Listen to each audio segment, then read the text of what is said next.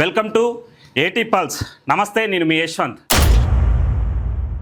ఒకప్పుడు రాయలసీమ అంటే కరువు సీమ, ఇప్పుడు రతనాల సీమగా మారబోతుంది. ఒకప్పుడు రాయలసీమ అంటే వలసల సీమ, ఈ రోజు ఉపాధి అవకాశాలను కల్పించే సీమగా మారబోతుంది. 11 సంవత్సరాల వైఎస్ఆర్ కుటుంబ పరిపాలనలో సైతం సొంత జిల్లాని అభివృద్ధి చేసుకోలేకపోయారు. కనీసం కడపాల స్టీల్ ప్లాంట్ ఎస్టాబ్లిష్ చేయలేకపోయారు.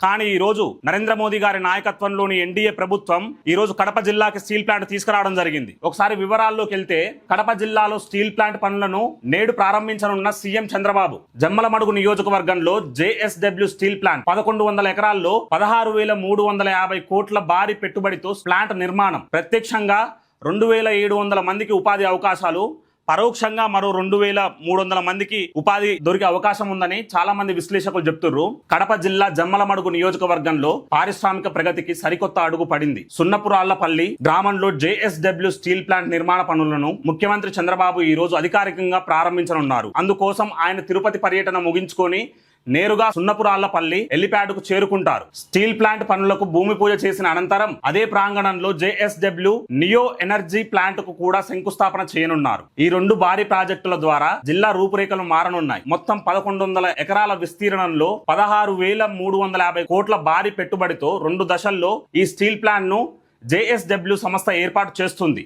ఇందులో తొలి దశ కింద 4,500 కోట్లు, మలి దశలో 11,850 కోట్లను సంస్థ కేటాయించింది. దీంతో పాటు పర్యావరణ హిత విద్యుత్ ఉత్పత్తి కోసం 20,350 కోట్ల పెట్టుబడితో 3,850 మెగావాట్ల సామర్థ్యం గల గ్రీన్ ఎనర్జీ ప్లాంట్ కూడా నిర్మిస్తున్నారు. సోలార్, విండ్ శక్తి ద్వారా ఈ విద్యుత్ను ఉత్పత్తి చేయనున్నారు.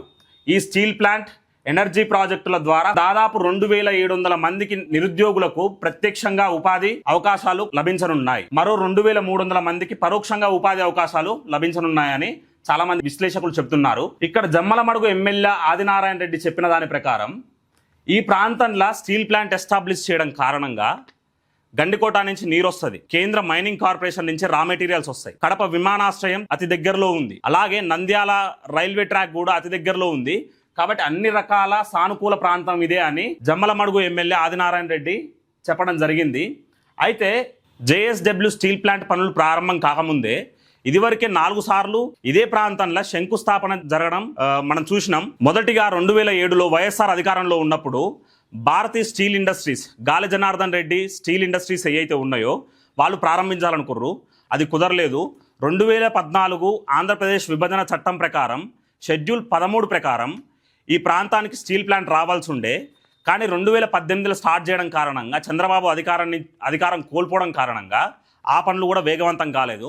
2019లో జగన్మోహన్ రెడ్డి ఇదే ప్రాంతంలో శంకుస్థాపన చేశారు, కానీ కరోనా కారణాల రీత్యానో లేకపోతే జగన్కి ఇష్టం లేకపోవడం కారణంగానో ఆ పనులు కూడా నిలిచిపోయినాయి.